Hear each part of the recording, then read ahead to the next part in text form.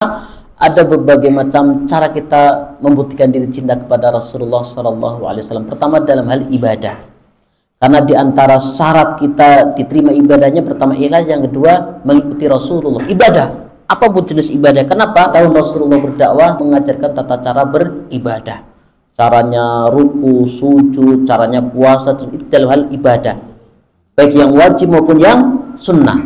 Yang kedua dalam bermuamalah, interaksi dengan sama manusia, bagaimana dengan suami dengan istrinya, bagaimana dengan bertetangga. Rasul ajarkan.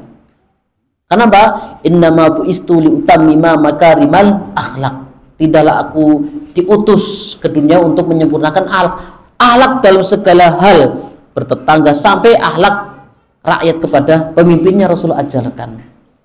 Makanya Rasul tidak mengajarkan seorang rakyat memberontak kepada pemimpinnya sampai segitunya. Itu dalam hal muamalah, interaksi. Bagaimana seorang suami kepada istrinya. Anas bin Malik menjadi saksi bagaimana sepanjang Rasulullah SAW berkeluarga tidak pernah melihat Rasulullah membentak istrinya. Ya, bahkan Rasulullah bagaimana paling bisa meredam emosinya ketika ada kebengkokan yang ada pada istrinya.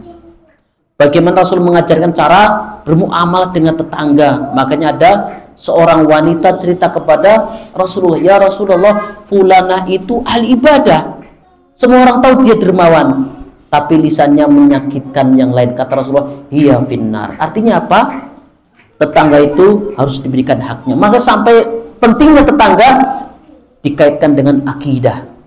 Man kana yu'minu billahi wal yaumil akhir falyaqul khairan aw liyasmut. Atau itu dalam hal muamal. Kemudian dalam hal pribadi kita diperintahkan makan dengan tangan kanan, ya, diperintahkan untuk tayamun, memulai aktivitas dengan yang kanan, sisir, pakai sendal, pakai baju dan sebagainya dengan yang kanan.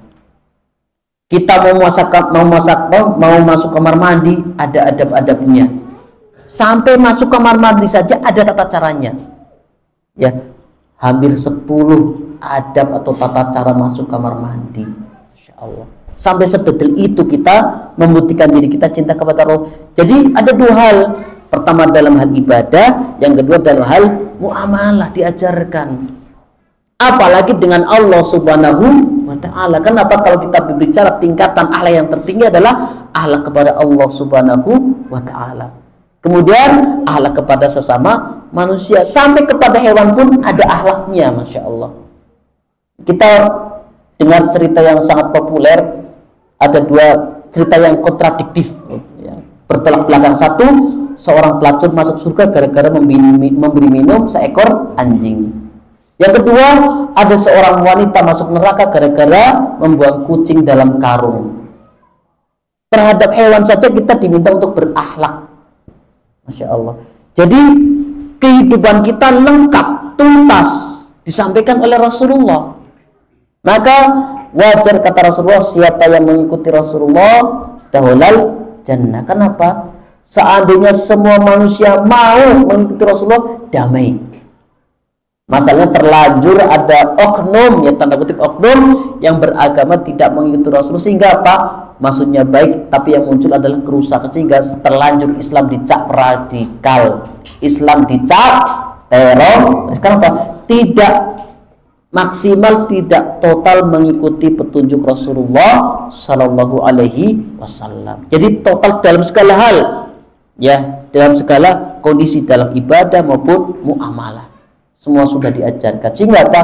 Siapa saja betul-betul mengilmui tentang sunnah Rasulullah, insya Allah ya akan mendatangkan ketenangan. Wallahu a'lam. Jadi realnya begitu. Dari yang terkecil keluarga, masyarakat sampai bernegara, Rasulullah mengajarkan tata caranya. Tinggal kita praktekkan dalam kehidupan sehari. Buang hajat saja ada tata caranya. Ya, makanya kita belajar itu bertahap, pelan-pelan, dari yang ringan, dari yang paling dasar, yang paling pokok. Sehingga apa? Betul melihat bagaimana realnya kita beragama Islam. Wallahu a'lam.